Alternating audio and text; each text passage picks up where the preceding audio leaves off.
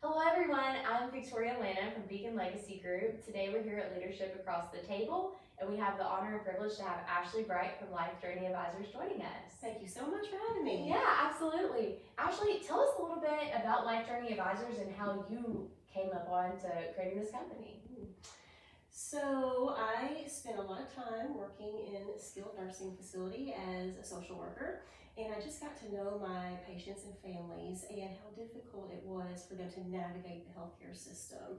And I wanted to have some sort of way to be able to hold somebody's hand and teach them and educate them all the nuances of healthcare, Medicare, Medicaid, what it all looks like, and how we can prepare best for a better quality of life and getting to know what that means as far as our healthcare.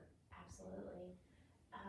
What is it about your social work background that you've been able to really bring to Life Journey Advisors, and what do you use from that social work background that really helps explain things to clients better? Well, social work is about finding resources, number one, so you have to be connected with things in your community to be able to connect people with resources, so there's that piece of it. But also, discharge planning was largely my role. And so when a person enters into skilled nursing for rehab, a lot of times it's been discovered that they may not be able to go back home and live as they once were. So what happens then? So as a social worker, it became up to me to help them walk that road, follow that journey from going from hospitalization to skilled nursing care to what happens next. Am I going to have to go to assisted living or memory care, or can I have services at home? So those are the kinds of things that I was used to doing with my patients in the facility, but now I can do that with my clients, and my role with them doesn't end when they discharge from the facility. Now I can hold their hand throughout until the end of their life, pretty much. Absolutely. What kind of misconceptions do you hear a lot about Medicare or Medicaid and kind of things that people, you notice when you meet with them for the first time that they may not completely understand? Definitely. So there's a lot of different facets to that. But primarily, so Medicaid is something that is your government assistance for long-term care. So that's going to be something that you have to qualify for and make steps to try to get on board for you if you need long-term care. Now your Medicare is going to be your health care insurance. And so a lot of folks believe going into it that Medicare is going to just cover everything, and that they're not going to have to worry about criteria and meeting this or that goal in order to keep coverage going when they're in, say, skilled nursing. And they also are confused sometimes about maybe a Medicare Advantage plan. What does that look like versus traditional Medicare?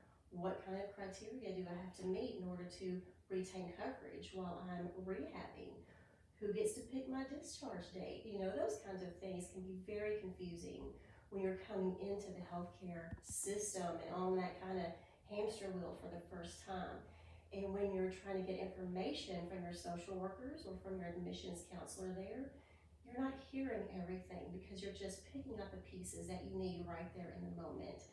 And so someone needs to be there to guide you throughout the different parts of it when they come up. Okay, your 21st day is coming up. Let me tell you what that means. Okay, you're running out of Medicare benefit. Let me tell you what that means. So a lot of folks don't realize that there are limitations to their Medicare insurance or their Medicare Advantage plans. And so I find it very important to be able to walk people through that process. Definitely. Now, when is a good time for a family to reach out for you? Is it once they're in there and they're on that 21st day? Is it at the beginning? Like, at what point would a family know, like, I need to contact Life Journey Advisors? Well, in an ideal world, we would like to work with people before that ever comes about. We would like to work with you on your healthcare goals and your values while you're healthy. So just, I could work with you today and figure those things out. Absolutely. And so by the time it gets to that moment, it's not a crisis anymore. You're Right. prepared for that moment. Yeah. However, that doesn't always happen. So when a person is in the hospital, let's say they've had a fall, or their mother or father has had a fall, they've got a broken bone, or they've had pneumonia, a UTI, which can be very detrimental to someone who is older. Any type of thing that sends a person to the hospital, and they want to know what happens from there. What's the best skilled nursing facility that's going to help me rehab back to my prior level? Yeah. that's a good time for us to enter into the equation is at the moment of hospitalization. Okay. Or even if they're in skilled nursing and they need to know what happens next. But would we like to have them way before that? Yes, that would be more ideal. Yeah.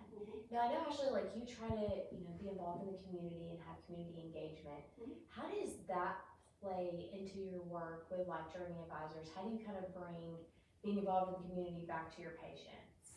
That's so important. So it's important to know your community because things change all the time. So what assisted living is ideal today for a certain client may not be ideal tomorrow. So it's important for us to stay involved in our community so that we know who the major players are when it comes to go-to partners. Yeah. And so Teresa and I both have extensive backgrounds in networking and getting to know our community partners. And I just think it's important so that our clients know that they can trust us to point them in the right direction to whatever they need. Absolutely. And then we'll cut this part out. Yep. Just to make sure.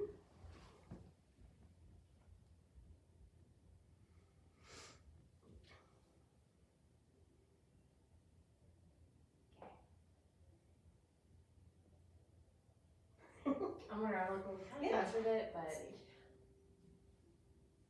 is there anything you want to I ask? think you need to put a spot in there because we've talked about relationships and stuff. Mhm. I think we also need to address the fact that facilities are surveyed and facilities have guidelines, and we do look at and review. It's not just our personal opinion related to Yeah. networking, Mhm. but we follow the path Mhm. that the facilities go to be assured that we're trying to give the very best. So we could talk I'm about trying to All figure right, out, guys, yeah, I'm how trying do to you- figure out how how do to you- do that. How do you decide which, how do we best advocate for patients? yeah, how do you best advocate for There we patients go. and Because, decide I which mean- avenue to take? Mhm. Yeah, that'd be good. Given the laws at hand and everything right now, that might be a good span. Right? Ashley, I know you and Teresa, making sure that the patient's taken care of is always your biggest goal. But how do you best advocate for your patients? Mhm. Healthcare advocacy and navigation is one of our favorite things to do because not everybody knows that not all facilities are different. And so we stay on top of, state surveys. So each facility has a state survey that comes in once a year and they are evaluated on multiple things. And so we review those reports and we see what facility is going to be top notch so that our patient gets the best care possible. And we also look at those for not only skilled nursing, but also assisted living, because oftentimes that's where a person is going to be living out the majority of the rest of their life is in this assisted living. So it's going to have to measure up, and not every place is going to be the best place for our clients. So we want to make sure they're getting the best care possible. And what does your process look like for that? Let's say a client does contact you at the hospitalization stage. Can you kind of walk us through your process of how you meet with them, what you do, when they call you, how that looks? Absolutely. So when we get a call, first thing we want to do is go and lay eyes on the client themselves. So we want to assess the level that the client is at. Do they have cognitive deficits? Are they alert and oriented? Can they speak for themselves? So that's going to help us move in the right direction oftentimes as well. So we will assess that client and see what their needs are specifically and match them to a place that's going to fulfill what those needs are. And then the next thing we will do, and that's where these community associations are so important. So we want to know our social workers in all the facilities. We want to know the administrator. We want to know the nursing staff because we want to feel comfortable that our clients are getting the best care. So we will ahead of time get to know each staff member to say, okay, we have a relationship with this facility and we feel comfortable. We're going to look up on the state website to see what their ratings are as far from their state survey. Do they match up to what they're saying is their level of care? So there's a lot of things that go into behind the scenes that match up, but certainly want to get to know our clients firsthand before we just send them into any facility. But definitely the relationship with the facility, very important, and then checking that against the state website to make sure that their policies are up to snuff. What if we have a client that, maybe they think they might need you but aren't sure? do you have like a free phone consultation or something that they can reach out to? What would you advise them to do in that situation? So sometimes we will just be able to answer some simple questions over the phone. We would like to spend some time meeting with you one-on-one just for a few minutes. Maybe that, like I said, over the phone, but if we're gonna go and see you, we would like for you to sort of be invested in that just a little bit. So we will ask for just a small fee up front, just for our time, our expertise to go in and let you know what we're thinking as far as a potential plan. And then if you decide to use us for the full plan, then that money will go right into any money that you pay us on retainer for the rest of that time. Absolutely, wonderful. Mhm. Well, what is the best way for them to contact you, to find you? Yeah, so we do have an email address. It's lifejourneyadvisors@gmail.com, so you can do that. You can also go to our Facebook page and pin to the top. You will find a QR code, and that takes you right to our client intake form. And you can tell us all about yourself and what your needs are, and it takes you right to our calendar and plugs you in for a good time for us to meet via phone. And you can also look us up on LinkedIn, but both our Facebook and LinkedIn profile are Life Journey Advisors. It's easy to find us there. Wonderful. Well, thank you so much, Ashley, for being here today. Thank you. And thank you for joining Leadership Across the Table. Thank you.